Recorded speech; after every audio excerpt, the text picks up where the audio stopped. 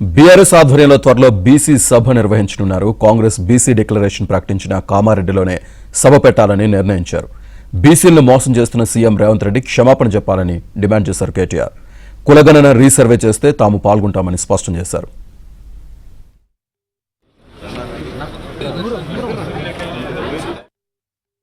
ఈ రాష్ట్రంలోని బీసీ ప్రజలను క్షమాపణ అడుగు రేవంత్ రెడ్డి గారు అని డిమాండ్ చేస్తా ఉన్నాం.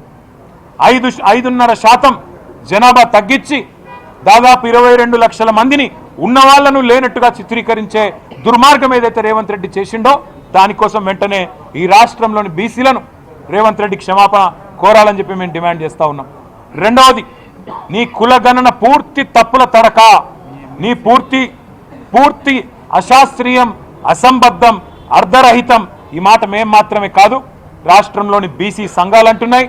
స్వయంగా మీ కాంగ్రెస్ పార్టీ ఎమ్మెల్సీ కూడా ఇది చిత్తు కాగితంతో సమానం, దీన్ని కాలబెట్టినా తప్పులేదని కాలబెట్టింది. అందుకే మేము బీఆర్ఎస్ పార్టీగా డిమాండ్ చేస్తున్నాం, వెంటనే రీసర్వేకి ఆదేశించు. మండలాల వారీగా, నియోజకవర్గాల వారీగా, జిల్లా కేంద్రాల వారీగా మొదలు భావజాల వ్యాప్తిని, అంటే బీసీలకు జరుగుతున్న అన్యాయం మీద మా పార్టీ నాయకులు, ఇతర బీసీ సంక్షేమ సంఘాల నాయకులతో వెంటనే ప్రెస్ మీట్ల ద్వారా ప్రజలని జాగృతం చేసే ప్రయత్నం విస్తృతం చేస్తాం.